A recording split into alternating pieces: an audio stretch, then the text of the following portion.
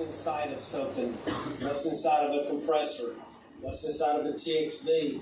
This morning, what's inside of a capacitor, I have no idea. I've worked on this stuff for years. I just want to point out a couple things here. This here is a dual capacitor. Of course, this is common, this is Herm, this is fan. We'll pull it up. Okay, I want you to see how the two capacitors are inside this capacitor here. We just basically cut it in two. It's floating in an oil. And another thing I want to point out to you is the plastic cover. See the plastic shield? Okay, because the can is metal, it has to be insulated between the metal and the capacitor and the oil. This is conductive, not conductive oil, I'm sorry. All right, now let's talk about another capacitor here. Let's just talk about a single capacitor. Okay? Once again, it's got the plastic shield around it. There's your wire that's going to feed to the bottom. And this here will be your capacitor. It's inside of this right here, the thing that holds this charge. Let's talk about a plastic one. The plastic one doesn't have the plastic metal shield between the casing and the capacitor itself like this one here does. Once again, I'm just going to pull this out for you. See the metal dupe? This one here just happens to have a little rod down the middle because the capacitor itself is down the center. So you have your single capacitor in the middle and you have your large capacitor in the outside part of it. This one here is a 35 microfarad capacitor. So the 30 is on the outside and the 5 is on the inside of this one. Okay, here is another, I just want to show you, here's the plastic that is around the metal housing. Here's the non-conductive oil. This here is another dual capacitor. Here's what it looks like. Okay, the smaller capacitor's in the center. Here's your attachment. The larger capacitor is in the outside diameter, and here's the common. Okay. Really, we'll never get into the inside of a capacitor. We're just going to check with our field pick. हाँ, तो जैसे कि आपने देखा, एक minute और एक video होगा. ये आपने फैन का कैपेसिटर.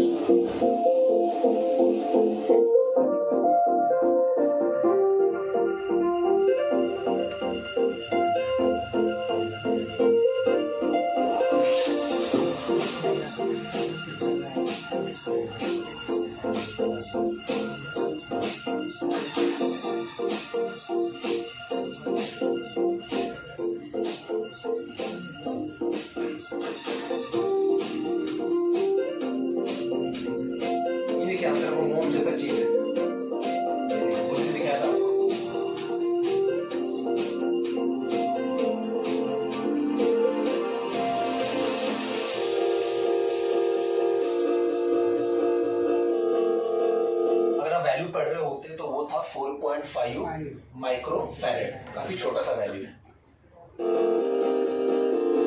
ये देखिए, उसको खोला, ये इंसुलेटर है डाइलेक्ट्रिक.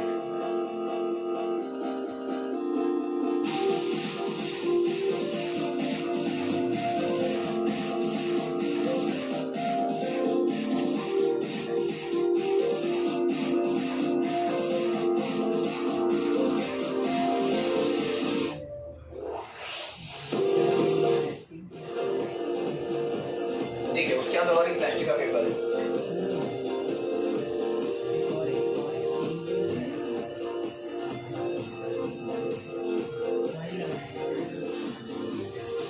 Oil paper.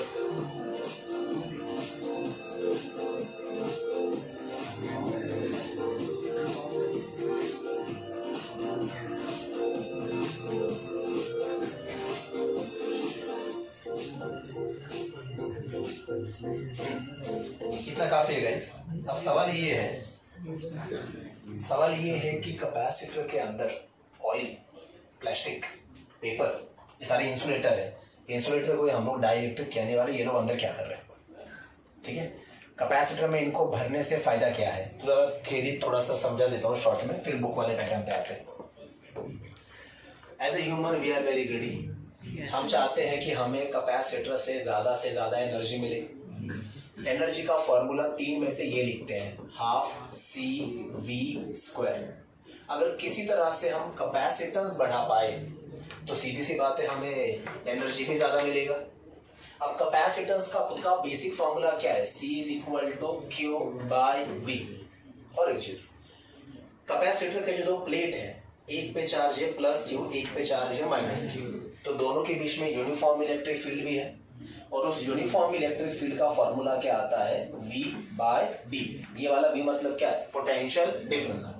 यहां से मैं और एक फॉर्मूला लिखता हूं, V is equal to ED.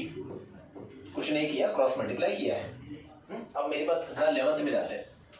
सबको याद होगा इलेक्ट्रिक फील्ड का 11th में हमने एक फॉर्मूला बनाया था, 1/4 pi epsilon naught Q upon R square.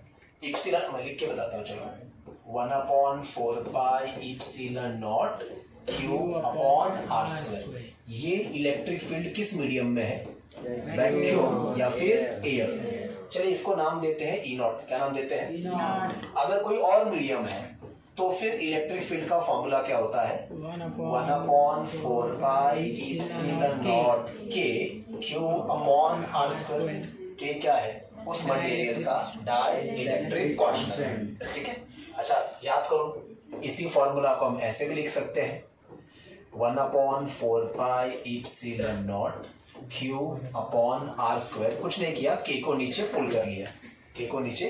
अब अगर आप ध्यान से देख रहे हो, ये ऊपर वाला जो टर्म है ये क्या है? ई नॉट। तो फाइनली ऐसे लिखो, therefore electric field in any medium is simply what?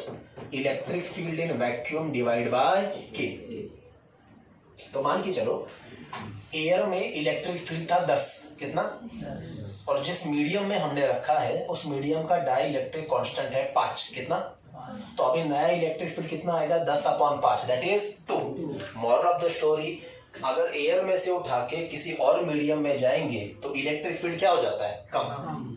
क्योंकि फोर्स भी क्या हो जाता है? कम। फोर्स के बारे में भी ऐसे लिखा था, तो ऐसे लिखो, इन एनी अदर मीडियम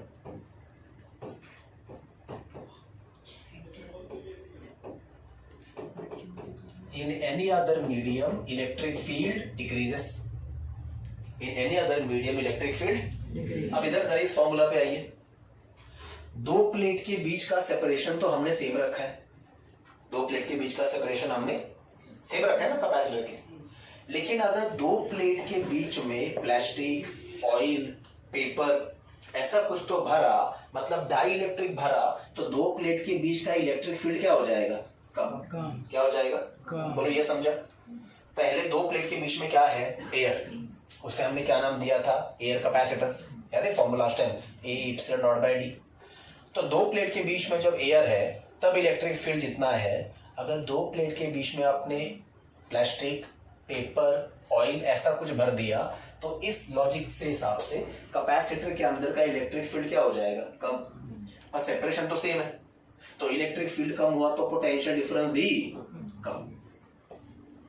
और अगर पोटेंशियल डिफरेंस कम हुआ तो कैपेसिटेंस बढ़ेगा, क्योंकि चार्ज हमेशा क्या रहेगा? कांस्टेंट।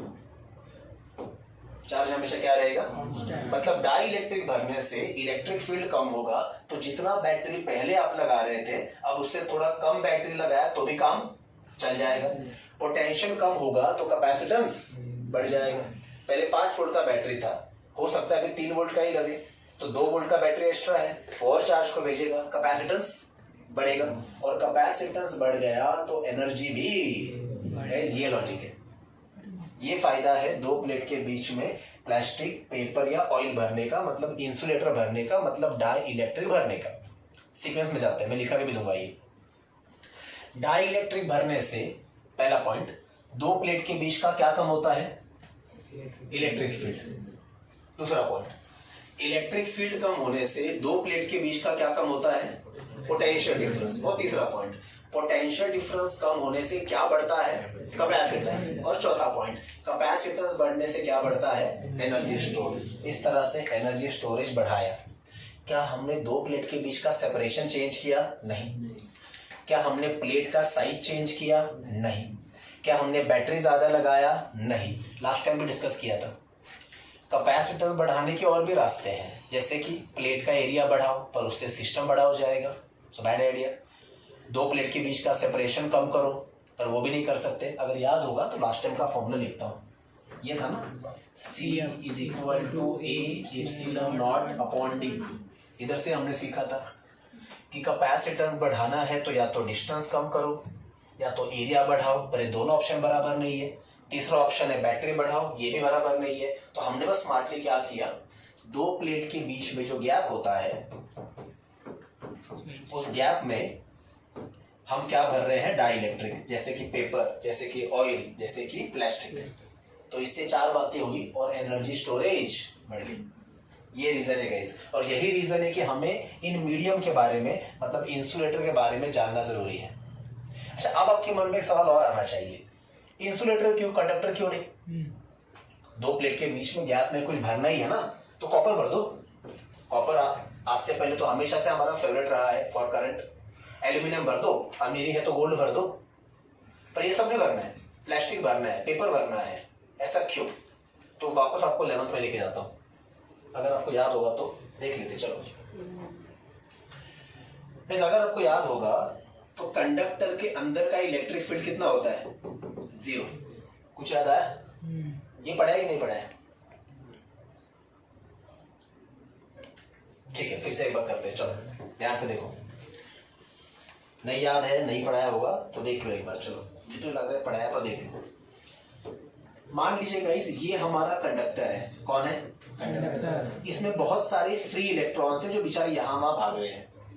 अब अगर हमने बाहर से इलेक्ट्रिक फील्ड अप्लाई किया, मान लो इलेक्ट्रिक फील्ड है 5 न्यूटन पर कूलम। कितना?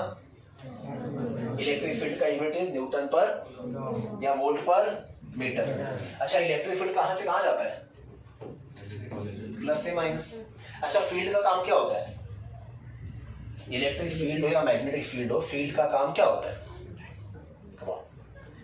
फील्ड का काम is to apply force, to apply. तो ये इलेक्ट्रिक फील्ड किस पे फोर्स अप्लाई करेगा? कंडक्टर पे। मतलब किस पे? इलेक्ट्रॉन पे। और इलेक्ट्रॉन पे जब फोर्स अप्लाई करेगा तो ये सारे इलेक्ट्रॉन भागे भागे कहां पे जाएंगे? एक इलेक्ट्रॉन मान लो इधर आया तो इधर क्या आ गई? इलेक्ट्रॉन की कमी।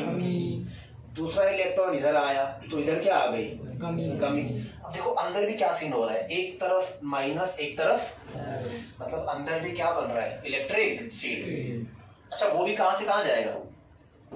Plus two minus. अब ये बाहर का इलेक्ट्रिक फील्ड है, पर ये कहां का है?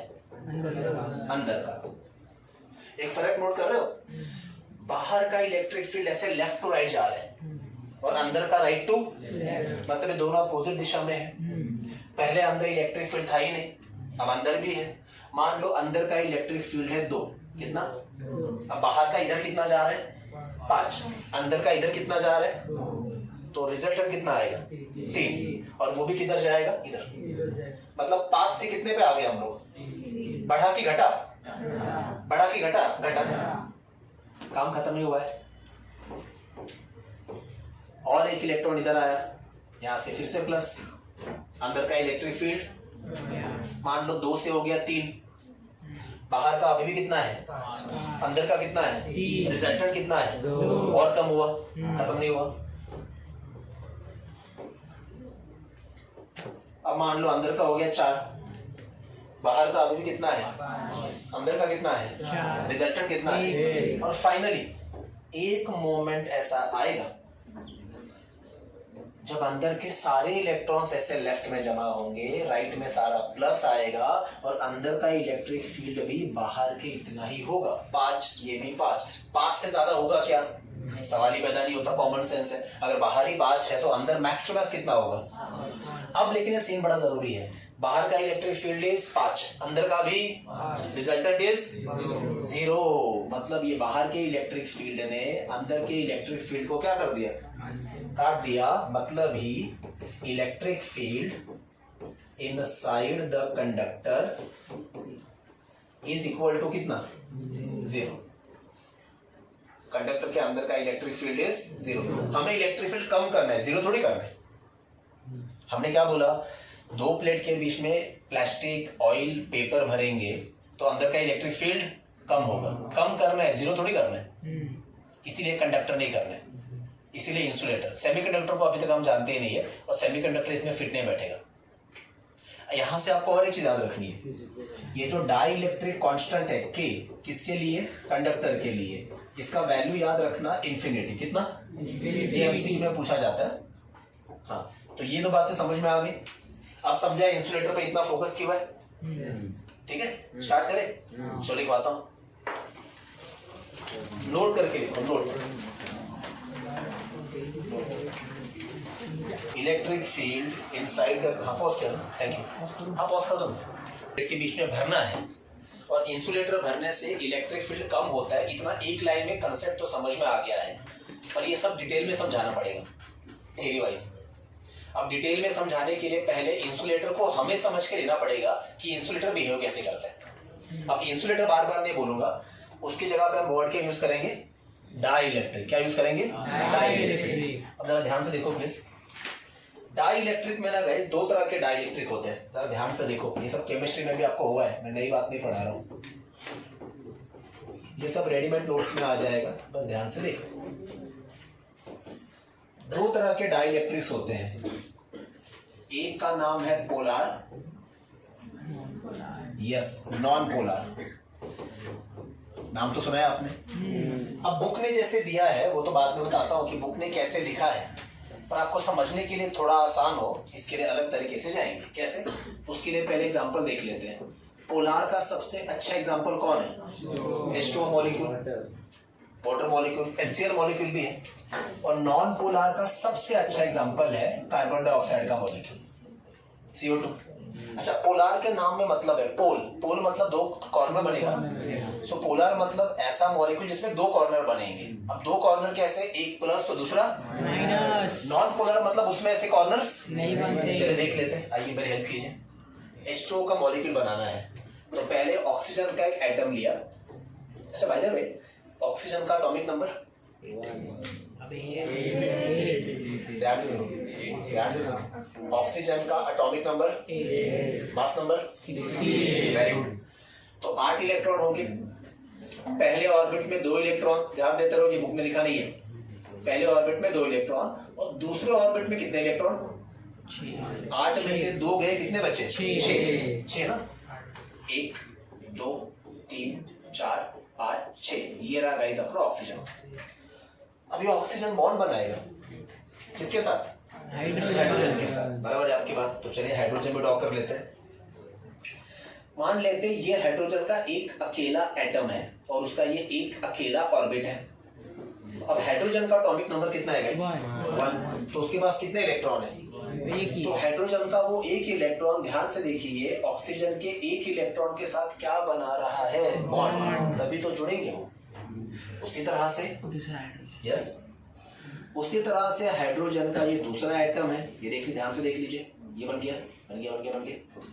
इसके पास भी कितने इलेक्ट्रॉन है, एक। लेकिन अब वो इलेक्ट्रॉन भी ऑक्सीजन के एक इलेक्ट्रॉन के साथ जुड़ जाएगा, जुड़ गया, ये बन गया H2। अब मान के चलो मैं इधर खड़ा हूं, इधर से देख रहा हूं, मैं इधर से मैं देख रहा हूं, ठीक है।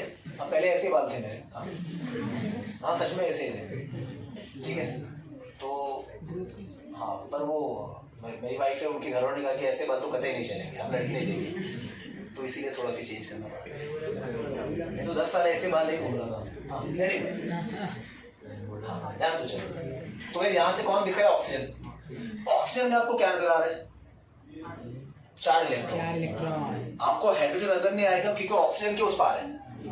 तो आपको ऑक्सीजन में कितने इलेक्ट्रॉन नजर आ रहे हैं, 4। मतलब यहाँ पे क्या है, -4। अब वहां से भागा मैं इधर आ गया, उधर देख रहा हूँ ना मैं, बैक व्यू है, इसलिए आंखें नहीं बनाई है। अब मुझे क्या नजर नहीं आ रहा है, 4 इलेक्ट्रॉन। Yes very good. वो 4 इलेक्ट्रॉन जो मैं देख के आया हूँ वो यहाँ पे नहीं है, मतलब ही यहाँ पे 4 इलेक्ट्रॉन की कमी है। और इलेक्ट्रॉन की कमी मतलब क्या होता है, कितने की कमी है? 4। ये बन गया स्ट्रक्चर, ये बन गया गाइस स्ट्रक्चर। ये रहा एक कॉर्नर, ये रहा दूसरा कॉर्नर, एक पोल दूसरा पोल। अब ध्यान से देखो 11th में हुआ है ये -4 इज लाइक -q, ये +4 इज लाइक +q। अरे यही तो है डाइपोल, हाँ या ना? और डाइपोल को ही हम लोग क्या कहते हैं? Polar molecule. That's the reason H2O is polar molecule. Chemistry में भी यही है। HCl का भी ड्रॉ कर सकते हैं आप, मैं आपको ऐसे हवा में बताता हूँ। HCl में chlorine, atomic number 17। Very good. First orbit में कितने इलेक्ट्रॉन? 2। दूसरे में 8। आउटर मोस्ट ऑर्बिट में 7। अब उसके साथ आप हाइड्रोजन का एक एटम जोड़ दोगे तो क्लोरीन के साथ में से एक इलेक्ट्रॉन बॉन्ड बना लेगा। अब ऊपर क्लोरीन है, नीचे हाइड्रोजन है, बचे कितने? 6 इलेक्ट्रॉन। तो क्लोरीन की तरफ से देखोगे तो आपको क्या नजर आएंगे? 6 इलेक्ट्रॉन, -6। भागा भागा हाइड्रोजन की तरफ आओगे तो क्या नजर नहीं आएगा?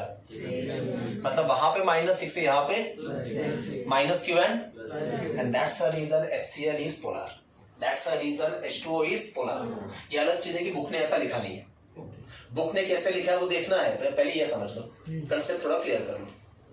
और भी क्लियर कर दे, कार्बन डाइऑक्साइड में जाता है कि वो पोलर क्यों नहीं है, ये समझे सबको ना? ठीक है, वेरी गुड, ध्यान से देख लीजिए प्लीज। अच्छा, अगर मुझे कार्बन डाइऑक्साइड बनाना है तो कार्बन का एक एटम चाहिए ना।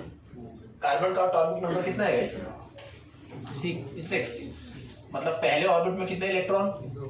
Very good. और दूसरे ऑर्बिट में 4। चलिए 4 इलेक्ट्रॉन बना ही देते हैं। तो ये देखिए 4, 1 2 3 4 बन गए। अब ये किसके साथ बॉन्ड बनाएंगे? Oxygen, very good. ऑक्सीजन का एक एटम ले लेते हैं, अब इस तरफ आएगा, फिर से वही बात, ऑक्सीजन का एटॉमिक नंबर जैसे आपने कहा कितना है? 8। पहले ऑर्बिट में 2 इलेक्ट्रॉन, और गाइस ये रहा उसका दूसरा ऑर्बिट, ये देखो ये कितने इलेक्ट्रॉन है? 6। 6 में से 2 तो कहाँ गए? बॉन्ड में खर्च हो गए। कहाँ पे खर्च हो गए? बॉन्ड में। बचे कितने? 1 2 3 4। This is the oxygen. आपको समझ में तो आ रहा होगा अभी। अब दूसरा ऑक्सीजन उधर से आएगा, देख लीजिए, ये फिर से ऑक्सीजन, ये उसका पहला ऑर्बिट, कितने इलेक्ट्रॉन्स? 2। और ये रहा जी उसका दूसरा ऑर्बिट, कितने इलेक्ट्रॉन? 6। 6 में से 2 तो बॉन्ड में जम गए, खर्च हो गए, बचे कितने? 4। 2 कॉर्नर है, एक लेफ्ट वाला एक। अब इधर से देख रहा हूं मैं ऐसे, तो मुझे क्या दिख रहा है? किसके? ऑक्सीजन के। मतलब यहाँ पे मुझे क्या नजर आ रहा है? -4। अब मैं भागा भागा इधर आया हूं, इधर से देख रहा हूं तो भी मुझे क्या नजर आ रहा है? -4 ही नजर आ रहा है गाइस। इसलिए नॉन पोलर, इसीलिए पोल नहीं है। दोनों तरफ सिमेट्रिकल पैटर्न है। सिमेट्री बताया ना, स्कूल में ड्राइंग था ना ऐसे कि बीच में एक लाइन खींचा, यहाँ से ऐसे बनाया तो यहाँ से भी ऐसे ही बनाते थे। सिमेट्री है ना ये। अरे मजाक नहीं कर रहा हूँ, ये वर्ड है, मतलब मेरा ड्राइंग खराब है पर वर्ड है सिमेट्री। इधर से बीच में से लाइन खींचोगे तो ये मिरर इमेज है, जो लेफ्ट में है वही, इसीलिए ये पोलर में ये क्या है? Non polar. ये मिटा देता, आई होप ये समझा। लेकिन हाँ पोलर हो या नॉन पोलर हो, दोनों डाइलेक्ट्रिक्स ही है। कार्बन डाइऑक्साइड भी और वाटर भी दोनों डाइलेक्ट्रिक्स ही है। ठीक है, अब टेक्स्ट बुक में जाते हैं, ये सब मैं आपको पीडीएफ में दे दूंगा, इसको अंडरस्टैंडिंग के लिए ड्रॉ करके रखना। ये बुक ने ऐसा दिया नहीं है, बुक ने कैसा दिया है देखते हैं। चलो, एंड आउट।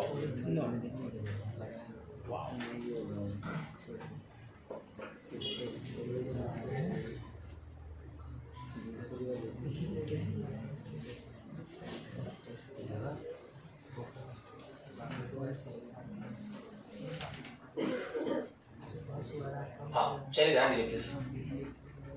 कट कर दो। करो गाइस, ये रहा टेक्स्ट बुक का टॉपिक।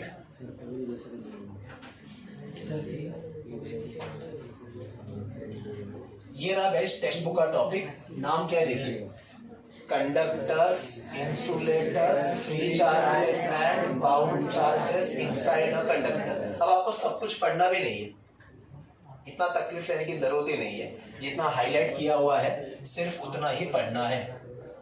चलिए पढ़िए। कंडक्टर्स आर मटेरियल्स और substances which allow electricity to flow. ये बात सबको पता है, सालों से पता है। metals, humans, और natural bodies are all conductors. Our body is also good conductor. Yes. Geyser का शॉक नहीं लगता हमें, ठीक है। इसका शौक लगता है. हाँ ये पढ़िए, In the interior of a conductor, net electrostatic field is zero. ये मैंने आपको आज ही वापस सिखाया। इलेक्ट्रोस्टैटिक फील्ड मतलब इलेक्ट्रिक फील्ड। कंडक्टर के अंदर का इलेक्ट्रिक फील्ड कितना होता है? जीरो। अगला पढ़िए। Potential is constant within and surface of a conductor. मतलब अगर ये कंडक्टर है, ठीक है, चलो ये बाद में पढ़ाता हूँ। मतलब याद रखो कंडक्टर के सरफेस पे पोटेंशियल का फॉर्मूला क्या है? वही है 1/4πε0 चार्ज अपॉन आर। तो सरफेस पे जितना पोटेंशियल होता है अंदर भी उतना ही होता है। फिलहाल याद रखो, ये बाद में आएगा। तीसरा पढ़ो।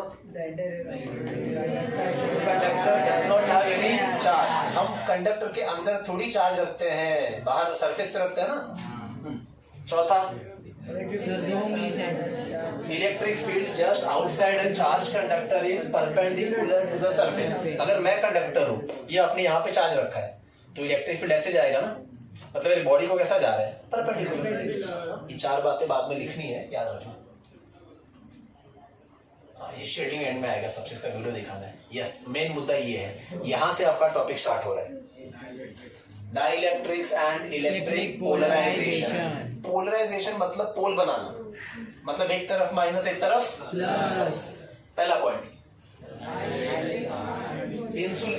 एक्चुअली इंसुलेटर वर्ड चाहिए, फिर से पढ़ते हैं। Dielectrics are insulator which can be used to store electrical energy. आज तो समझाया कि डाइलेक्ट्रिक भरने से कैपेसिटर का एनर्जी स्टोर करने का कैपेसिटी बढ़ जाता है, बस वही लिखा है। This is because this is because when such substances मतलब dielectric, paper, oil are placed in external field, जो बाहर का फील्ड था, their positive and negative charges are get displaced in opposite directions and molecules develop net dipole moment. This is called as polarization. Now what does this mean? ये जो हुआ है ना guys, एक तरफ माइनस एक तरफ प्लस। अब जरा डाइपोल याद करो। मैंने एक स्टेटमेंट कहा था कि जब जब डाइपोल की बात करेंगे तब तब कंपलसरी किसकी बात करनी है? Electric dipole moment. और जो हमेशा कहां से कहां ड्रॉ किया जाता है? जो हमेशा माइनस से प्लस। डिनोट किसे करते हैं? पी। कुछ याद आया? सो डाइपोल है तो इलेक्ट्रिक डाइपोल मोमेंट भी आएगा। ये जो प्रोसेस है ना, एक तरफ माइनस चार्ज एक तरफ प्लस चार्ज, और जिसकी वजह से क्या बना है? Dipole moment. This process is called as what? This process is called as what? Polarization. This process is called as polarization. ठीक है, वापस जाते हैं।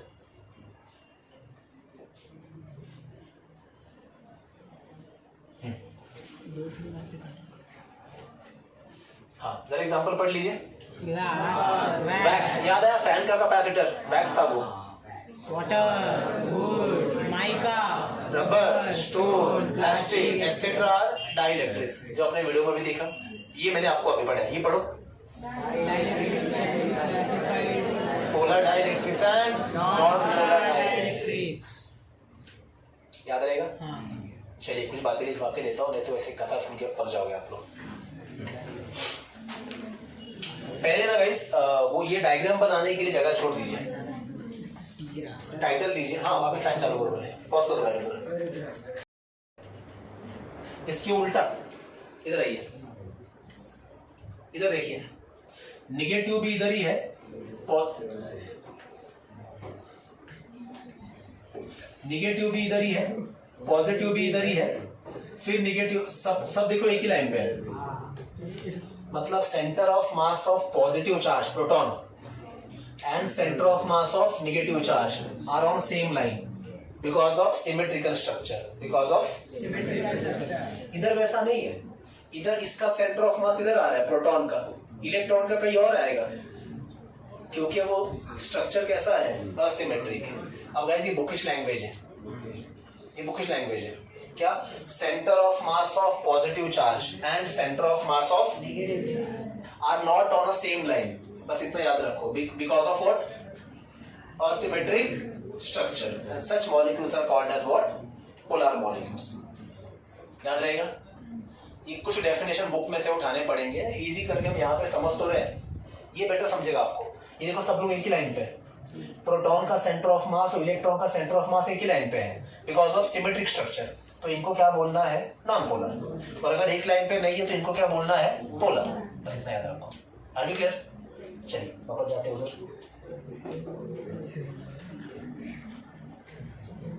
हाँ फिर से एक बार आता है। अभी आप पढ़ेंगे, मैं चाहे तो सिंपल करके लिखा के डोंट वरी अबाउट इट। पढ़िए। A molecule in which the center of mass of positive charge does not coincide with center of mass of negative charge because of asymmetric shape of molecule is called as अगला point, they have permanent what? Permanent dipole moments of the order of coulomb. खबरदार centimetre पढ़ा दो, coulomb सी capital है। देख लो ना, इधर draw तो किया था। ये देखो, ये HCl हो या H2O हो, एक तरफ माइनस एक तरफ प्लस, मतलब पोलार तो बनेगा, और पोलार है तो डाइपोल मोमेंट भी आएगा, इसीलिए इसको कहते हैं परमानेंट डाइपोल मोमेंट। 11th में लिखे चलता हूं। इलेक्ट्रिक डाइपोल मोमेंट का फॉर्मूला ये था, Q × 12। Q मतलब चार्ज, यूनिट कूलम, ये डिस्टेंस है, यूनिट क्या बन गया? Coulomb.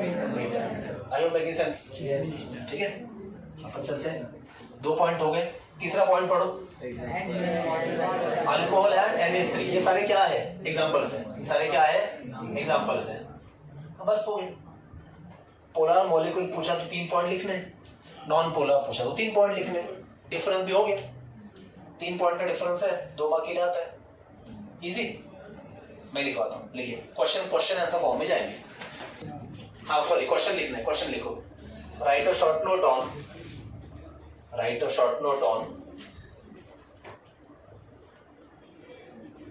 a short note on yes non-polar dielectrics. Write a short note on non-polar dielectrics. अब समझ तो गए होंगे आप, लेकिन फिर भी जरा बुक में कैसा लिखा है। चलिए पहला पॉइंट पढ़िए।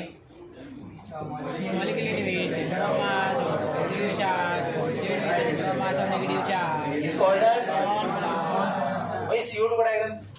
और ऐसा क्यों होता है? अगला point, these have symmetrical shapes। Hold on, ऐसा इसलिए होता है कि शेप कैसा था? सिमेट्रिकल, दोनों तरफ माइनस माइनस आया था, मतलब ये पोलर नहीं है ना। ये पोलर नहीं है तो इसके पास डाइपोल मोमेंट भी, वेक्टर भी है क्या इसके पास? नहीं है, वही लिखा है बुक। क्या लिखा पढ़िए? They have zero dipole moment in normal state. Normal state मतलब नेचुरल स्टेट में, समझा? चलो मैं लिखवाता हूँ, लिखो 2 पॉइंट। हाँ ये देखो, एक मिनट एग्जांपल भी दिया है, मैं हाईलाइट करना भूल गया हूँ। H2 and CO2। अरे अगर आप H2 भी बनाने जाओगे, जरा विजुअलाइज करो। हाइड्रोजन के 2 एटम्स लिए, इधर भी 1 इलेक्ट्रॉन, इधर भी 1 इलेक्ट्रॉन, वो आपस में, ये देखिए छोटा सा डायग्राम है, क्यों कंफ्यूज करना। ये हाइड्रोजन का 1 एटम, ये उसका ऑर्बिट, ये हाइड्रोजन का दूसरा एटम, ये हाइड्रोजन का दूसरा एटम, ये उसकी ऑर्बिट। ध्यान से देखो, पहले वाले हाइड्रोजन के पास भी 1 ही इलेक्ट्रॉन है, दूसरे वाले के पास भी 1 ही इलेक्ट्रॉन है, बन गया बॉन्ड, बन गया H2। अब इस कॉर्नर से देखोगे तो क्या नजर आ रहा है? 1 इलेक्ट्रॉन की कमी, इधर 1 था ना, मतलब यहाँ पे क्या है? +1। इधर से देखोगे तो इधर भी क्या है? +1। ये पोलर है क्या? नहीं, ये क्या है? Non polar. डाइपोल बन रहा है क्या? तो डाइपोल मोमेंट का सवाल आएगा क्या? मतलब इसके पास 0 डाइपोल मोमेंट है। कितना है? सो 2 एग्जांपल, H2 एंड CO2। चलिए लिखिए, मैं लिखवाता हूँ। पॉइंट नंबर 1, तो हमने अपने आप को इंट्रोड्यूस कर लिया है इसके साथ, पोलर मॉलिक्यूल एंड, हाँ, पर अब क्या करना है? अब इन दोनों मटेरियल को उठाना है, दोनों है तो इंसुलेटर ना, और इनको भरना कहाँ पे है? कैपेसिटर के प्लेट में। कहाँ पे भरना है? और फिर चेक करना है कि इलेक्ट्रिक फील्ड कम कैसे होता है, क्योंकि इलेक्ट्रिक फील्ड कम होगा तभी तो पोटेंशियल डिफरेंस भी कम होगा।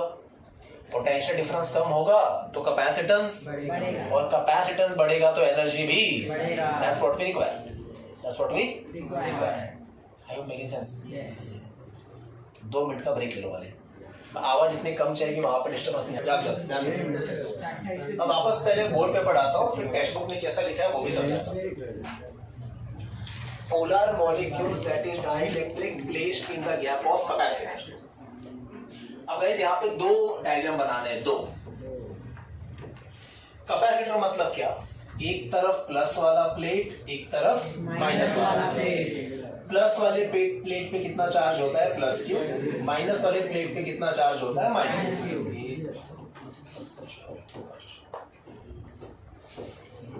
हाँ, केस 1 में क्या डायग्राम आएगा, जब हमने कैपेसिटर में रखा नहीं था तब, और यहाँ पे क्या आएगा, कैपेसिटर में रख दिया, मतलब ये आएगा नेचुरल स्टेट। पहला डायग्राम कौन सा है, नेचुरल स्टेट। अब नेचुरल स्टेट मतलब क्या, देखो इधर इधर इधर, ये मान लो आपका पानी है, पोलर डाइलेक्ट्रिक, पानी भरा आपने 2 प्लेट के बीच में। वाटर का हर molecule is what, polar molecule. Water का हर मॉलिक्यूल इज, उसमें क्या था, एक तरफ प्लस, दूसरी तरफ उतना ही माइनस। जैसे हमने H2O में देखा, ऊपर कितना था, +4, सॉरी ऊपर कितना था, माइनस, नीचे कितना था। तो गाइस जरा ध्यान से ये देख लो कि पोलर मॉलिक्यूल को ड्रॉ कैसे करते हैं।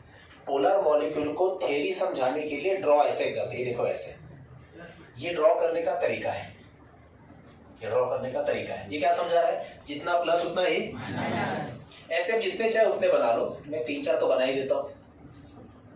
ये देखिए, ये 4 काफी है। नेचुरल स्टेट मतलब अभी तक हमने इसको कैपेसिटर में रखा नहीं है। इस कैपेसिटर का भी खुद का इलेक्ट्रिक फील्ड है ना, जो कहां से कहां जा रहा है, पॉजिटिव से नेगेटिव। हाँ, बुक ने इसी को नाम दिया है E0। क्या नाम दिया है, E0, या फिर हम इसको नाम दे सकते हैं EXT, मतलब एक्सटर्नल इलेक्ट्रिक फील्ड। कौन सा, क्यों एक्सटर्नल, अरे इसको उठा के अंदर रखेंगे तो इसकी नजर से, पोलर डाइलेक्ट्रिक की नजर से, कैपेसिटर का इलेक्ट्रिक फील्ड बाहर का ही तो है। अभी अप्लाई किया है क्या, अभी नेचुरल स्टेट में अप्लाई किया है क्या, मतलब यहां पे लिख दो कि एक्सटर्नल इलेक्ट्रिक फील्ड कितना है, 0। ये नेचुरल स्टेट है। अब इसको उठाया और यहां पे भर दिया, ये देखो यहां पे भर दिया। हाँ, अब हम मुद्दे पे आ रहे हैं। जो वीडियो में देखा अब हम ड्रॉ कर रहे हैं कि आपने पोलर डाइलेक्ट्रिक मतलब इंसुलेटर का एक पेपर उठाया और कैपेसिटर के 2 प्लेट के बीच में रख दिया। अब रखने से क्या होगा, जैसे आप देख रहे हो कि इसके अंदर सारे क्या है, पोलर मॉलिक्यूल्स है। बोलो हाँ या ना, है तो सही। अब इनका क्या होगा, देखो ओरिजिनल इलेक्ट्रिक फील्ड कितना है, E0, जो कैपेसिटर का है। किसका है, मान लो इसका वैल्यू फिर से वही है, 5 न्यूटन पर कूलम। कितना है, 5 न्यूटन पर कूलम। फिर से मेरा सवाल ध्यान सुनो, पोलर समझ में आ गया तो नॉन पोलर अपने आप समझ में आ जाएगा, इतना सरल है। फील्ड का काम, फील्ड का काम अप्लाई फोर्स, मतलब ये कैपेसिटर का जो फील्ड है ये पोलर मॉलिक्यूल पे क्या अप्लाई करेगा, फोर्स। अच्छा, फोर्स अप्लाई करने से क्या होगा, ये प्लस खींचा जाएगा और माइनस प्लस की तरफ, मतलब धीरे धीरे इसका जो शेप है ना ये ऐसा नहीं रहेगा। अब देखो इसको ड्रॉ कैसे करना है, माइनस इधर प्लस इधर, तो इसको ड्रॉ ऐसे करना है, ऐसे। ये क्या समझा रहा है कि नेगेटिव इधर अट्रैक्ट हुआ, पॉजिटिव उधर अट्रैक्ट हुआ। सिमिलर वे फोर्स की वजह से इसकी हालत भी वैसी होने वाली है। Negative will be attracted toward plus, positive will be attract towards minus. Guys minus एक तरफ जा रहे हैं, प्लस मतलब ये अंदर क्या हो रहा है, पोलराइजेशन। यही डायग्राम और एक तरीके से भी ड्रॉ कर सकते हैं, same diagram, same diagram book ने भी दिया है। फिर से ये किसके प्लेट है, कैपेसिटर के। यहाँ पे कितना चार्ज है, प्लस क्यू। यहाँ पे कितना चार्ज है, माइनस क्यू। इनका इलेक्ट्रिक फील्ड को क्या नाम देना है, E0, और EXT जो कहां से कहां जा रहा है, प्लस से माइनस। क्या भर दिया आपने अंदर, पोलर डाइलेक्ट्रिक। क्या भर दिया अंदर? इधर कितना चार्ज है? प्लस। इधर कितना चार्ज है? माइनस। गाइस यही डायग्राम यहां पे बना रहा हूं। माइनस लेफ्ट में आ रही है कि राइट में आ रहे हैं? लेफ्ट में ना। और प्लस कहां पे जा रहे हैं? राइट में। मतलब ये देखो, इधर माइनस माइनस और इधर प्लस प्लस, दोनों डायग्राम सेम है, बस ये ड्रॉ करने का तरीका है। अरे थोड़ी देर पहले बनाया था वैसे ही है कंडक्टर की तरह। कंडक्टर में भी तो यही हुआ था। मतलब इंसुलेटर के अंदर भी क्या बन रहा है? Electric field. और वो भी कहां से कहां जाएगा? पॉजिटिव से नेगेटिव। इसको मैं क्या बोलूंगा? Internal electric field. क्या बोलूंगा? अभी तक तो कहानी कंडक्टर की तरह ही चल रही है। अच्छा, बाहर का इलेक्ट्रिक फील्ड कितना लिया था? 5। मान लो अभी अंदर कितना हो गया? 2। बाहर कितना है? 5। वो कहां से कहां जा रहा है? Left to right. इंसुलेटर के अंदर कितना है? 2। वो कहां से कहां जा रहा है? Right to left. रिजल्टेंट कितना आ गया? बढ़ा के घटा। ये देखो गाइस, ये काम हो गया। कैपेसिटर के 2 प्लेट के बीच में पहले एयर था। क्या था? तब इलेक्ट्रिक फील्ड कितना था? 5। अब जैसे वीडियो में देखा, 2 प्लेट के बीच में जैसे डाइलेक्ट्रिक भरा, इलेक्ट्रिक फील्ड 5 से घट के 3 पे आ गया। वही कहानी, इलेक्ट्रिक फील्ड घट गया तो पोटेंशियल डिफरेंस भी, तो कैपेसिटेंस, एनर्जी स्टोर्ड। सरल है। पर एक डाउट मन में आ सकता है कि अरे कंडक्टर में तो 0 हुआ था। इधर देखते क्या होता है। चलिए, इनके साथ भी वही होगा, इसके साथ भी वही होगा। देख लीजिए, अब 2-4 मिनट का काम है। ये देखो, ये क्या हो रहा है? पोलराइजेशन। पोलराइजेशन। यही डायग्राम उधर बनाने जा रहा हूं। Minus plus, minus plus. सीधी सी बात है, अभी अंदर का इलेक्ट्रिक फील्ड बढ़ गया, 2 थोड़ी रहा। मान लो अंदर का इलेक्ट्रिक फील्ड हो गया 4। कितना हो गया? 4। बाहर कितना है? 5। अंदर कितना है? रिजल्टेंट कितना है? कम हुआ ना? भाई 0 कतई नहीं होगा। पूछो क्यों? बता दो। कंडक्टर की खासियत ये है कि कंडक्टर के electrons are free electrons. Free है ना वो सारे, तो फटाफट यहाँ भागते हैं। इसीलिए कंडक्टर के अंदर के सारे इलेक्ट्रॉन एक साइड पे जमा हो गए थे, बिकॉज दे आर फ्री। पर इंसुलेटर में ऐसा सीन नहीं है। इंसुलेटर के इलेक्ट्रॉन्स एटम्स के साथ जकड़े हुए रहते हैं। अगर इंसुलेटर के इलेक्ट्रॉन फ्री होते तो उसमें करंट फ्लो होता ना इजीली। इंसुलेटर में बैटरी लगाने के बाद भी करंट क्यों नहीं फ्लो होता? क्योंकि इलेक्ट्रॉन्स एटम से बाहर उतने नहीं आते जितने कंडक्टर में आते हैं। जितने, अगर कंडक्टर में 100 इलेक्ट्रॉन्स फ्री है तो इंसुलेटर में 5 ही होंगे। तो सीधी सी बात है, कंडक्टर में वो 100 इलेक्ट्रॉन जब ऐसे जमा हो गए थे, तब अंदर का इलेक्ट्रिक फील्ड बाहर के इतना ही हुआ था। और इंसुलेटर में ये ऑप्शन नहीं है। पहली बात तो इंसुलेटर में इतने इलेक्ट्रॉन्स फ्री है ही नहीं, जो थोड़े बहुत है वो जमा हो गए। इसलिए अंदर का इलेक्ट्रिक फील्ड इंसुलेटर में कभी भी बाहर के इलेक्ट्रिक फील्ड के इतना नहीं होता है। वो हमेशा बाहर से कम ही रहेगा। बाहर 5 है तो अंदर 4 हो सकता है, 3 हो सकता है, 2 हो सकता है, 1, 5 कभी नहीं होगा। 5 किस में होगा? कंडक्टर में। क्यों? कंडक्टर में इलेक्ट्रॉन्स आर व्हाट? फ्री। फायदा देख लो, ये समझा ना? पॉइंट समझा नहीं? इंसुलेटर के इलेक्ट्रॉन्स उतने फ्री नहीं होते कि वो सीधा लेफ्ट में आके जमा हो जाए, इतने फ्री है ही नहीं वो। पर फायदा हो गया ना, बाहर 5 अंदर 4 है, 3 भी आता तो ये फायदा ही था। इलेक्ट्रिक फील्ड कम हो गया। किसका? कैपेसिटर का। किसका? ये पूरा सेटअप क्या है? जब डाई इलेक्ट्रिक नहीं था तो कितना इलेक्ट्रिक फील्ड था? 5। अभी कितना है? 1। अरे 4, 5 - 4 बचा कितना है? 1। तो इस तरह से due to the dielectric overall electric field in the capacitor decreases, so potential difference, so capacitance, energy stored हो गया। ये बस डायग्राम बनाने का तरीका है। ये सब भी पीडीएफ में आ जाएगा। अब बुक ने कैसा लिखा है वो देख लो। ऐसे ड्रॉ करना, 1 2 3। अब बुक का पैटर्न देख लो जरा, फटाफट समझ लो। ये देखो गाइस, ये वही डायग्राम है। ऊपर क्या लिखा है? इज इक्वल टू, मतलब नेचुरल स्टेट है। कौन सा स्टेट है? अभी तक इसको कैपेसिटर के अंदर रखा। अच्छा, इधर लिखा भी है नॉन पोलर डाइलेक्ट्रिक, सॉरी एक मिनट, अरे मैंने गड़बड़ कर दिया।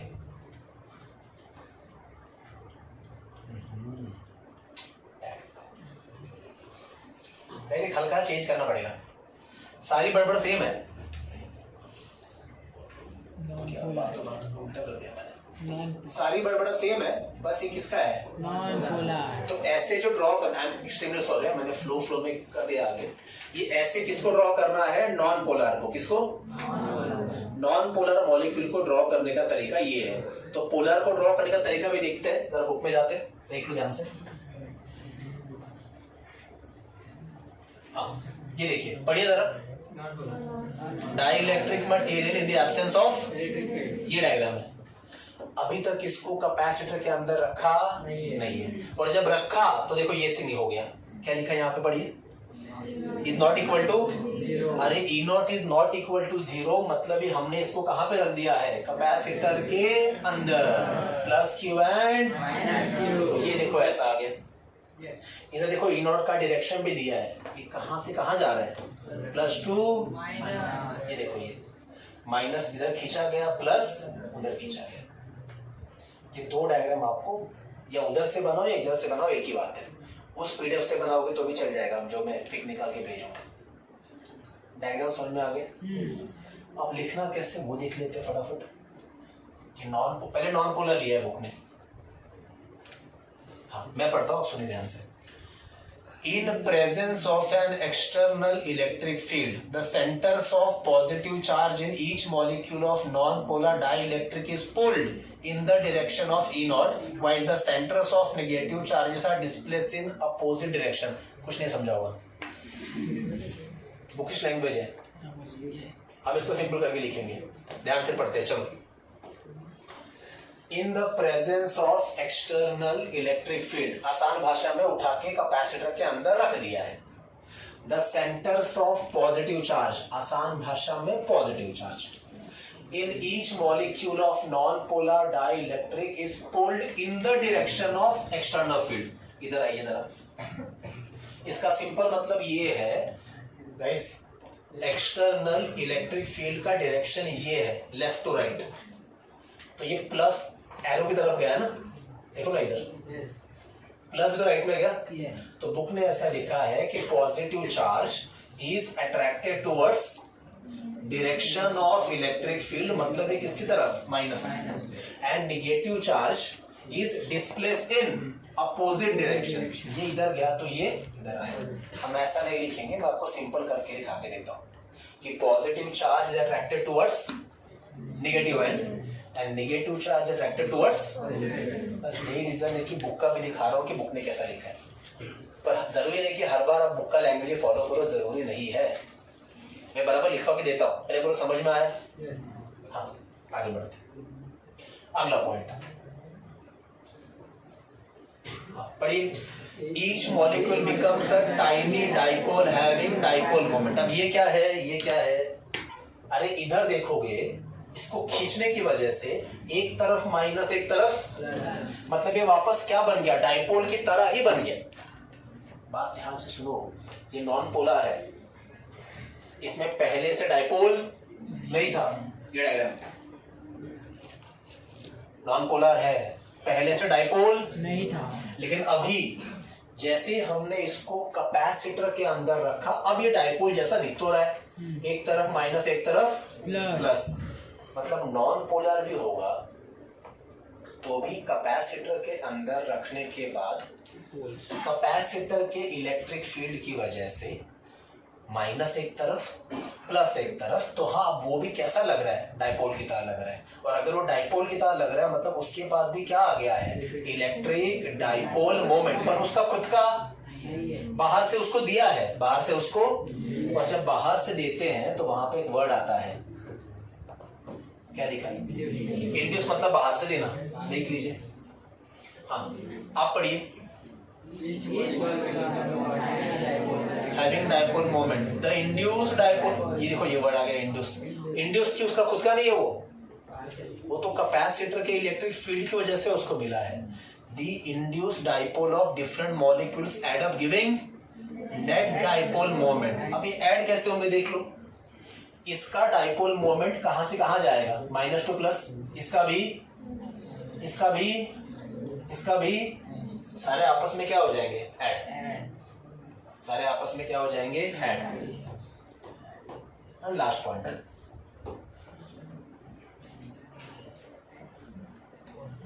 हाँ हो गया, इतना लिखना है। गाइस सच कहूं ना, मजबूरी है कि बुक की तरह पढ़ा रहा हूं, नहीं तो लेक्चर के स्टार्टिंग में जो एक सेंटेंस बोला ना, सच्चाई उतनी ही है। क्या कि कैपेसिटर की प्लेट में आप जब पेपर, ऑयल, प्लास्टिक इस तरह का इंसुलेटर भरोगे तो अंदर का इलेक्ट्रिक फील्ड कम होगा, सो पोटेंशियल डिफरेंस कम होगा, सो कैपेसिटेंस, सो एनर्जी। सच्चाई बस इतनी सी है। ये सब बुक का पैटर्न है समझाने का, और कुछ भी नहीं है। तो थोड़ा आपको बेयर करना पड़ेगा बुक का पैटर्न, याद उतना ही रखो कंसेप्ट के लिए, बस लिखते वक्त बुक का थोड़ा लिखना पड़ेगा। आई होप मेकिंग सेंस। क्वेश्चन लिखो, एक्सप्लेन। ये डायग्राम भी ये और ये बुक से ही है, ये एक्स्ट्रा बना के दिया है ये। तो एक्सपेक्टेशन ये है कि आप ये तीनों डायग्राम बनाएंगे, अभी नहीं, ये बाद में पीडीएफ से बना लेना। अभी सिर्फ मैं थ्योरी लिखा के दे रहा हूँ क्योंकि हमें बुक जैसा लिखना नहीं है, ताकि डायग्राम तो मस्त आप घर पे आराम से बनाना। इसके लिए जगह छोड़, और ये सारे बाजू बाजू में आने चाहिए, जगह छोड़ दो, या कम से एक मिनट, ये दोनों तो कंपल्सरी बाजू बाजू में आने चाहिए। ये दोनों इधर देख लो, ये दोनों बाजू बाजू में आने चाहिए। ये भले अलग से ड्रॉ करो। अभी क्लियर? ऊपर टाइटल देता हूं इसका,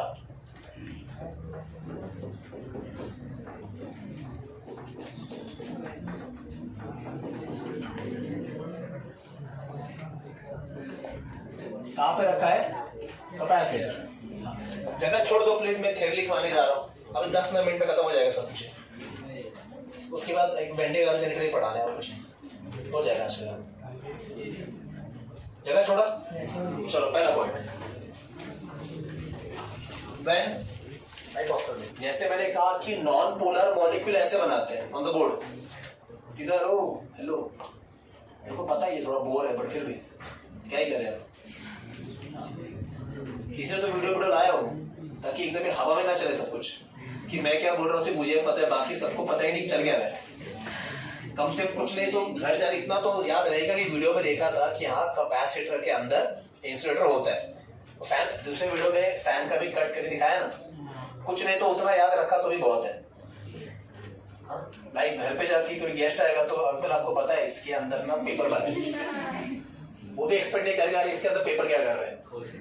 अभी दिखाता हूँ अंकल, मैं आपको कट दो, ये देखो पेपर निकला चमकीला, बहुत सोच रहे पेपर क्या कर रहे हैं अंदर। मैं बताता, बैठो आप। अभी नया लाके दो फैन, ठीक है, और कुछ नहीं है। सीन ऐसा है गाइस, इलेक्ट्रो का प्रॉब्लम ये है कि चैप्टर बड़ा सुपरफिशियल लेवल पे चलता है थियरी में। ऐसा लगता है कि यार ये डे टू लाइफ में किसी काम का ही नहीं चैप्टर। करंट का समझ में आता है, ये सब करंट की मेहरबानी है।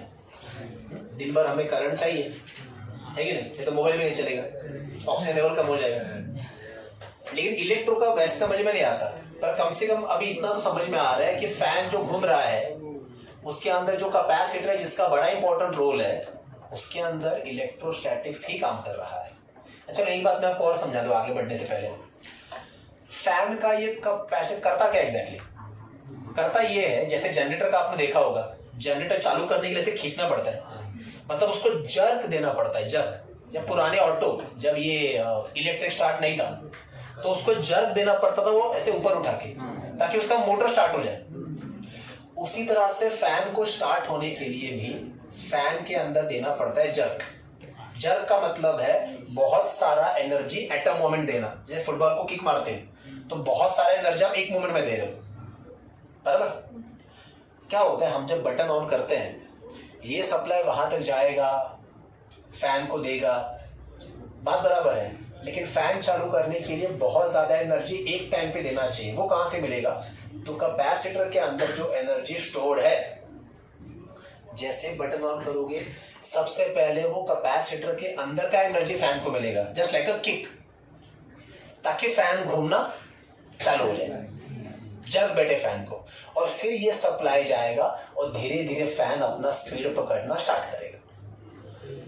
किसी दिन अगर वो कैपेसिटर खराब हो गया तो उसको जर्क नहीं मिलेगा, तो बटन तो ऑन करोगे, या तो फैन चलेगा ही नहीं, या तो चलेगा तो भी धीरे धीरे धीरे धीरे घूमता रहेगा। फिर घर के बड़े बुजुर्ग कहते हैं लकड़ी से घुमाओ, उनको फिजिक्स नहीं पता है, पर उनको इतना पता है देखिए कि लकड़ी से घुमाओगे तो चालू हो जाएगा। अब आप खुद ही सोच के देखो, लकड़ी से घुमाना मतलब हम भी क्या कर रहे हैं, बहुत सारा एनर्जी एक साथ दे रहे, मतलब जर्क दे रहे हैं। एक बार हमने जर्क दे दिया, जैसे बाइक का भी होता है, अब धक्का मारो, किक नहीं स्टार्ट हो रहा है तो धक्का मारो ताकि उसको जर्क मिले, ताकि वो स्टार्ट हो जाए। एक बार स्टार्ट हो जाएगा फिर पेट्रोल अपना काम करेगा, तो हम उसको जर्क दे रहे हैं, फिर स्टार्ट हो जाएगा, फिर सप्लाई आके घुमाएगा। पर रोज का काम थोड़ी है कि आज मेरा नंबर, मम्मी कल तुम्हारा नंबर, पापा आज संडे आज आपका नंबर, आप घुमाओ चलो। इसके लिए थोड़ी गेस्ट है, आप 2 दिन से यहाँ पे रह रहे हो, तो आज आपका काम है, चलो अब गेस्ट में 2 दिन हो गए आपको, चलो घुमाओ। ऐसा रोज तो कर नहीं सकते, नहीं तो टेक्नोलॉजी का फायदा क्या, फिर नकल ले घूम रहे हम लोग। इसीलिए फिर जब इलेक्ट्रिशियन आता है, इसीलिए जब इलेक्ट्रिशियन आता है तो टेस्ट करेगा और कैपेसिटर नया डाल देगा, खत्म। अच्छा, और एक चीज, जर्क देना मतलब कैपेसिटर के अंदर का सारा एनर्जी उसने फैन को दे दिया, मतलब कैपेसिटर का एनर्जी खत्म हो गया। इसे कहते हैं कैपेसिटर का डिस्चार्ज होना। तो फिर से भरना भी तो पड़ेगा, तो जब ये सप्लाई चालू होता है ना, तो कैपेसिटर फिर से चार्ज होना स्टार्ट, फिर अगली बार ऑन करोगे फिर से जर्क, डिस्चार्ज, फिर चार्जिंग चालू। तो बैटरी की तरह कैपेसिटर भी क्या होता है, चार्ज और डिस्चार्ज। इनफैक्ट कंपनीज में बड़े बड़े कैपेसिटर बैटरी की तरह ही इस्तेमाल किए जा रहे हैं आजकल। रिचार्ज और बैटरी, जो चार्ज होंगे और डिस्चार्ज होंगे, चार्ज होंगे और डिस्चार्ज होंगे, तो हवा में नहीं चल रहे। माना कंटेंट बड़ा बोर है, क्योंकि थ्योरी है, एग्जाम के बाद इसको 100% भूल जाना, याद से ये बड़बड़ रहा क्या, मेरे ख्याल से इतना काफी है। हाँ, बहुत है, बहुत ज्यादा हो गया। क्या करें, क्या हो गया, चलो आगे बढ़ते हैं। जगह छोड़ा, एक लाइन छोड़ के अगला क्वेश्चन, जगह छोड़ दो इसके लिए प्लीज।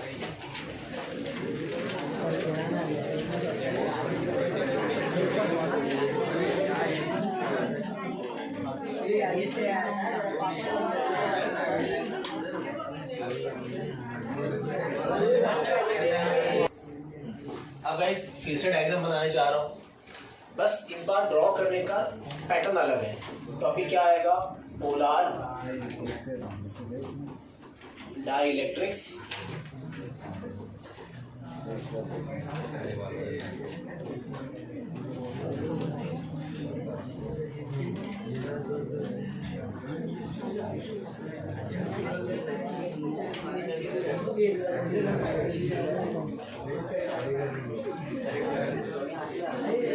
हो गया, लिख के मैंने ऑन द बोर्ड, टाइम का मैं आधे घंटे में होना चाहिए सब कुछ। Polar dielectrics placed in the plates of capacitor. वापस 3 डायग्राम आएंगे। केस नंबर 1, जब इसको कैपेसिटर के अंदर रखा नहीं है, मतलब बाहर का इलेक्ट्रिक फील्ड कितना है, 0। क्या लिखूंगा, E naught, that is E external is equal to what, 0। ध्यान से देखो, इधर प्रिपेयर कर लो, मतलब ये आपने नेचुरल स्टेट में है। कैसे है, नेचुरल स्टेट। हाँ, और गाइस नॉन पोलर मॉलिक्यूल को कैसे ड्रॉ करते हैं वो तो मैंने आपको बता दिया। अब जरा बोर्ड पे ध्यान से देखो, पोलर मॉलिक्यूल मतलब H2O, HCl, एक तरफ प्लस बनता है, एक तरफ माइनस बनता है। तो हमने कहा कि उनके पास नेचुरली क्या है, डाइपोल मोमेंट। तो उसको ड्रॉ करने का तरीका देख लो। गाइस उनको ऐसे बनाते हैं, ऐसे प्लस माइनस, और ये देखो ऐसे शेप है, ऐसे गोल नहीं है, ऐसे शेप है। ये पोलर मॉलिक्यूल है, और ये जो बनाया था कौन सा मॉलिक्यूल है, नॉन पोलर। ड्रॉ करने का तरीका है नथिंग एल्स। हाँ, दूसरा बनाने जा रहा हूं,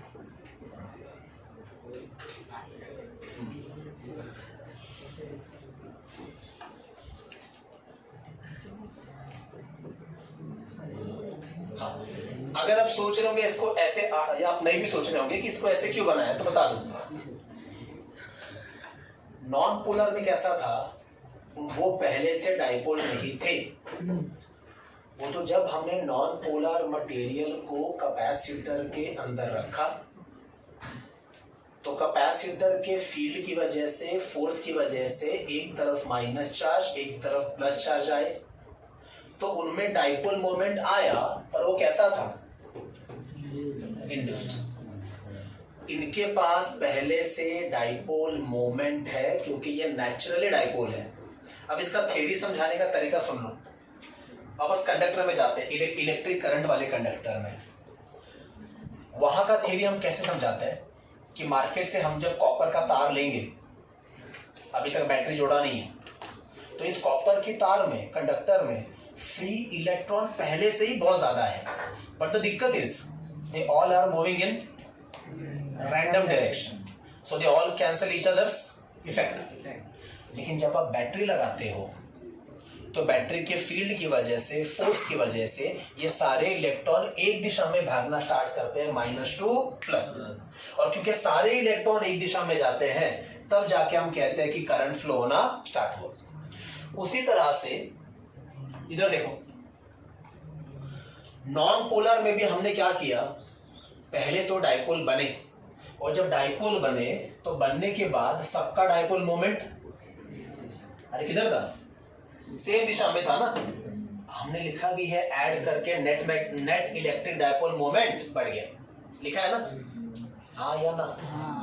तो ध्यान से देखो जरा इसको। पोलर का थ्योरी समझाने में हम ऐसा बोलते हैं,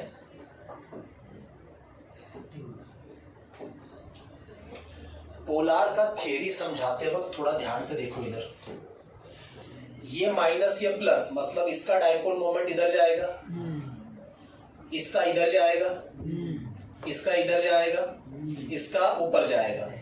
इसने इसको कैंसिल किया, एक काम करो इसको उल्टा बनाता हूं,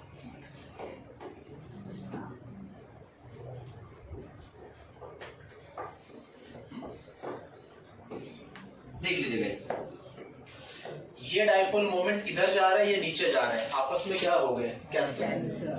ये ऊपर जा रहा है, नीचे, आपस में क्या हो गए, कैंसिल। तो माना कि ये पोलर मॉलिक्यूल में पहले से डाइपोल है, माना कि उनके पास पहले से डाइपोल मोमेंट भी है, but they all are in random direction. तो थ्योरी समझाने का तरीका बदल है, कुछ नहीं। नॉन पोलर समझाने का तरीका अलग है, पोलर समझाने का तरीका अलग है, रिजल्ट सेम आने वाला है। रिजल्ट क्या है, वही कि इलेक्ट्रिक फील्ड कम, सो पोटेंशियल डिफरेंस कम, सो कैपेसिटेंस, सो एनर्जी भी। पोलर नॉन पोलर दोनों के लिए एंड रिजल्ट सेम है, सिर्फ कहानी बताने का तरीका अलग अलग है। फिर से आ रहा हूं मुद्दे पे। पोलर डाइइलेक्ट्रिक्स में क्योंकि ये मॉलिक्यूल्स पहले से डाइपोल है, उनके पास पहले से अपना अपना डाइपोल मोमेंट है, but they all are in random direction, so they all cancel each other. So net moment is कितना, जीरो। नेट मोमेंट इज, अरे नेट मोमेंट जीरो मतलब अभी इसके अंदर इलेक्ट्रिक फील्ड नहीं है, अंदर इलेक्ट्रिक फील्ड नहीं है। और अगर हमें इलेक्ट्रिक फील्ड चाहिए, यस वेरी गुड, अब इसको उठाएंगे और कहां पे रखेंगे, कैपेसिटर के अंदर। देखा, मैंने कहा था ना, एंड रिजल्ट सेम है, सिर्फ बताने का तरीका अलग अलग है। सो केस नंबर 2,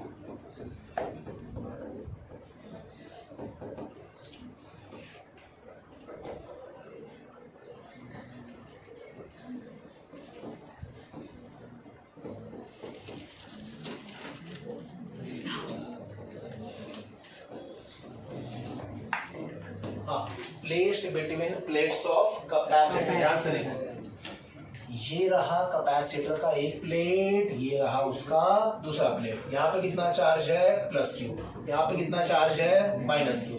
इधर प्लस प्लस प्लस प्लस, इधर माइनस माइनस माइनस माइनस।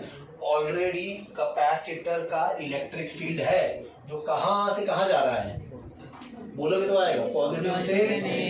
इसी को क्या नाम दिया, ई नॉट या फिर ई एक्सटर्नल। इसका वैल्यू वापस कितना लेंगे, 5। और अब हमने क्या किया, इस पोलर मॉलिक्यूल को उठाया और ये देखो इसके अंदर ऐसे रख दिया, जैसे नॉन पोलर रखा था वैसे रख दिया। अब सेम डायग्राम जैसे मैंने कहा और एक तरीके से भी बनाना है, तो सेम डायग्राम फिर से बनाने के लिए फिर से एक बार capacitor plus Q minus Q,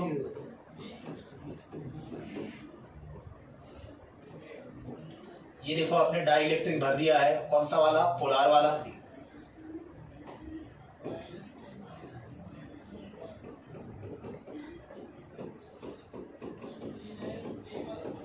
चलिए ध्यान दीजिए, फिर से मेरा आपसे सवाल वही है, फील्ड का काम होता है, अरे तीसरी बार पूछ रहा हूं, आपको प्रॉम्प्ट आना चाहिए, फोर्स अप्लाई करना। तो मान लो ये जो पोलर मॉलिक्यूल टेढ़ा मेढ़ा रखा है यहाँ पे, जब फील्ड इस पे फोर्स अप्लाई करेगा तो ये माइनस को कहाँ पे खींचेगा और प्लस को, सो डोंट यू फील, ऐसा टर्न हो जाएगा, टर्न हो जाएगा तो अब ये ऐसे दिखना स्टार्ट हो जाएगा, देख लीजिए।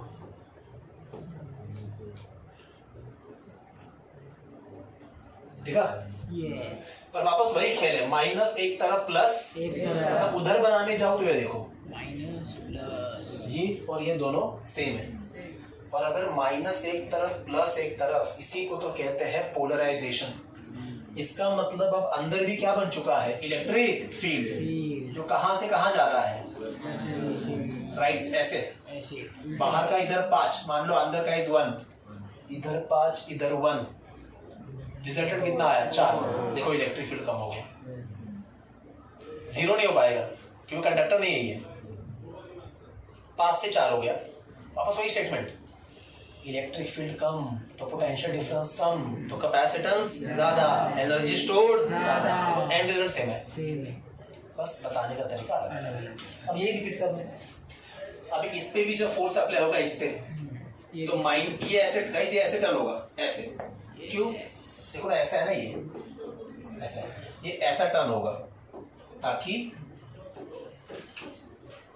माइनस एक तरफ और प्लस एक तरफ, मतलब इधर भी माइनस इधर प्लस, अंदर का इलेक्ट्रिक फील्ड मान लो 1 से हो गया 2, रिजल्टेंट कितना हो गया 3 और कम हो गया, ये है ना, ये तो काफी टर्न होगा, ये ऐसे टर्न होगा ताकि माइनस इधर आए और प्लस उधर जाए, अंदर का इलेक्ट्रिक फील्ड और बढ़ गया 3, रिजल्टेंट कितना है 2, और फाइनली ये वाला भी ऐसे फ्लिप हो जाएगा, इसको फ्लिपिंग भी कहते हैं, ऐसे, ताकि माइनस इधर प्लस इधर, ये 3 से हो गया लेट से 4, तो रिजल्टेंट कितना आया 1, देखो वही आया।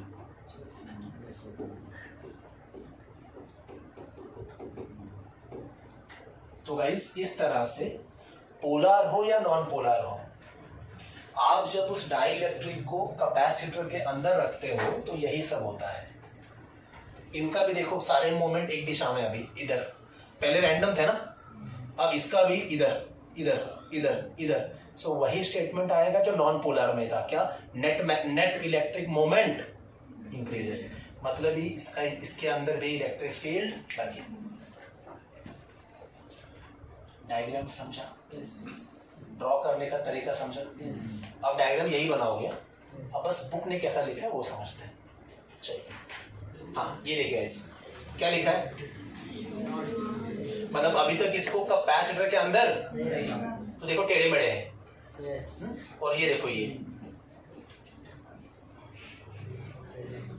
E0 is not equal to 0, मतलब इसको उठा के कहां पे रख दिया है, देखो फील्ड कैपेसिटर का कहां से कहां जा रहा है, +2, देखो सारे टर्न हो गए, इधर प्लस है ना, सारे माइनस प्लस की तरफ है, प्लस सारे, तो हमने जो डायग्राम बनाए हैं और ये डायग्राम एग्जैक्टली सेम है, उल्टा हमने थोड़ा और बेटर बनाए हैं क्योंकि हमने कैपेसिटर भी ड्रॉ किया। आज तो समझ में आएगा, ये बाद में याद भी नहीं आता है, इसीलिए थोड़ा अलग से खेल।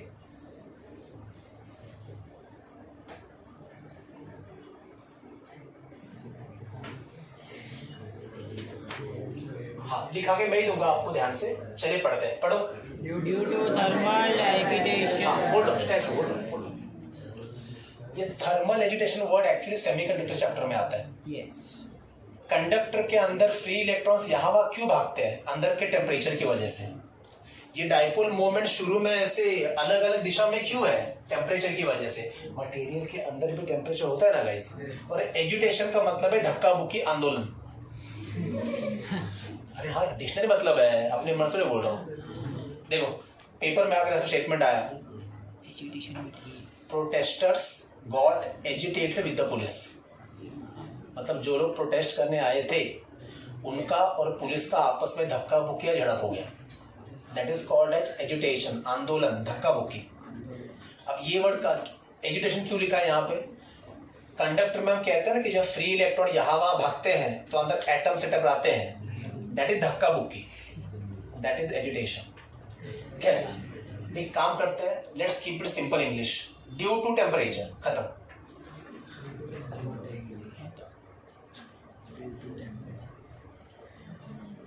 हाँ, अब मैं पढ़ता हूं।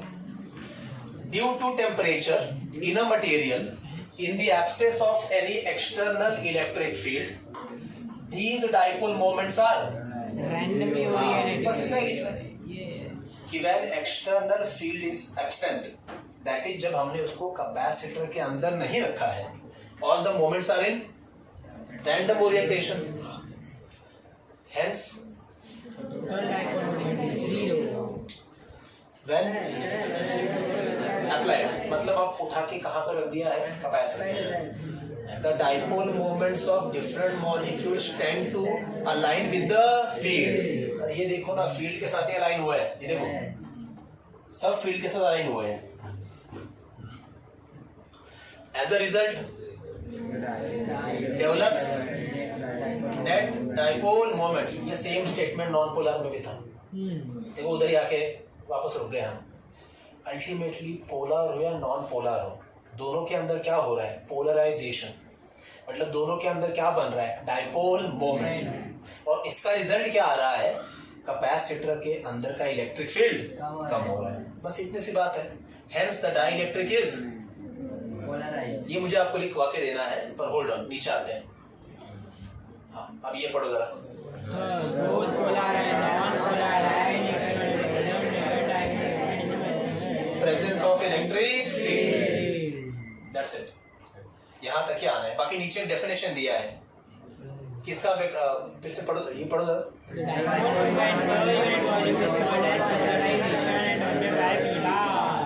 बस पढ़ा, बस याद रखो। अभी ये जो वर्ड है, ये इसको कहते हैं काय।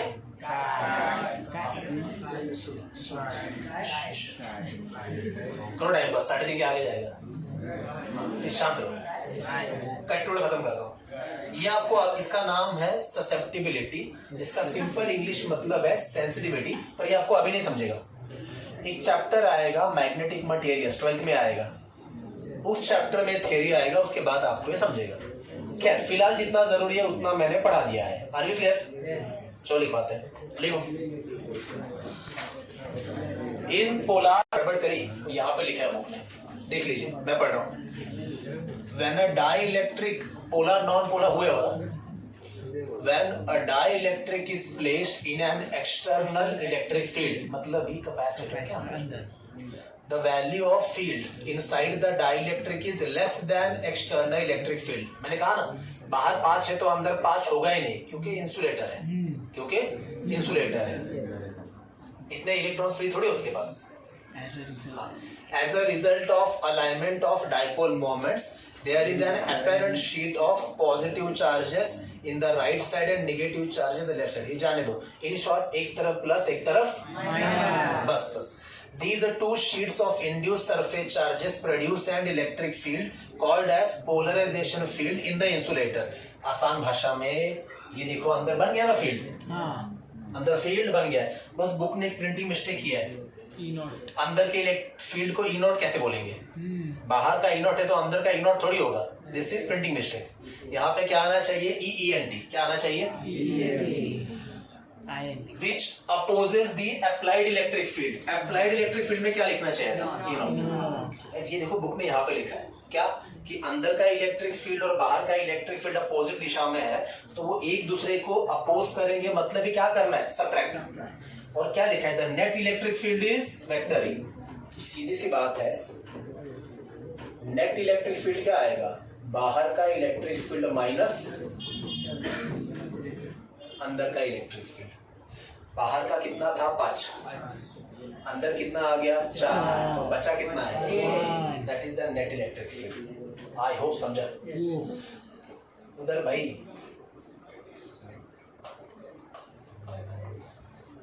क्या बोला मैंने अभी, हाँ। तो गाइज हम जो लेक्चर के शुरू से बड़बड़ कर रहे हैं वो बुक ने यहाँ पे लिखा हुआ है, मैं भी एक लाइन में लिखा के दूंगा, ये नथिंग एल्स। फाइनली बुक ने तो डायग्राम बना के दिए, ये देखिए डायग्राम। हाँ, ये डायग्राम हम पहले बना चुके हैं। हाँ, ये नॉन पोलर का है। यस, हाँ, और ये देखो, ये देखो, ये डायग्राम भी हम बना चुके हैं। यस। अब इधर भी एक प्रिंटिंग मिस्टेक है, ये अंदर ई नॉट में क्या चाहिए, ई एन टी चाहिए, सॉरी आई एन टी। ये जनरल है, मैं खुद ही बोल रहा हूँ।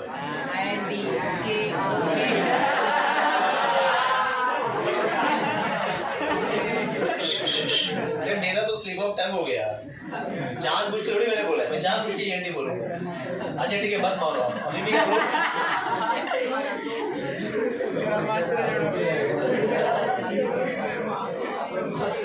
ठीक है, अब मैं ब्रह्मास्त्र नहीं करता हूँ, ठीक है, रोना स्टार्ट करता हूँ। हाँ गलती हो गया तो सॉरी तो कह दिया ना। चलिए चलिए, बस मतलब एक्चुअल डायग्राम में चाहिए था ऐसे।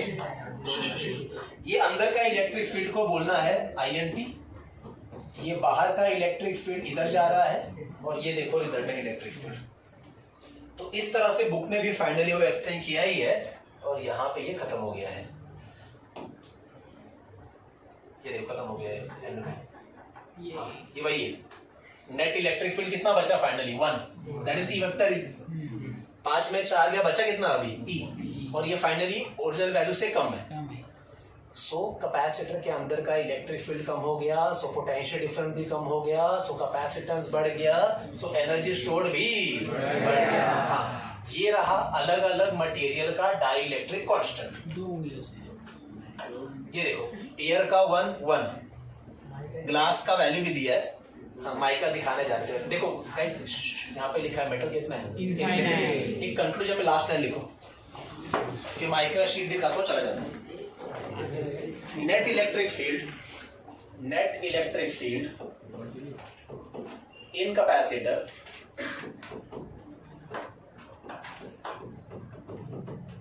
net electric field in capacitor when dielectric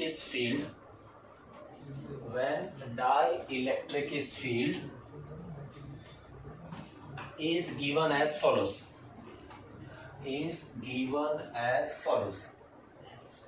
हाँ बस ये लिख दो, vector E equal to vector E naught minus vector internal I N T. और रीजन तो हमने ऊपर लिख दिया था, तो अब वापस लिखने की जरूरत नहीं है, पर ये पूरा पीडीएफ आप रखना अपने पास, पढ़ते रहना जब भी जरूरत पड़े, ठीक है। सो ये तो हो गया। हाँ माइका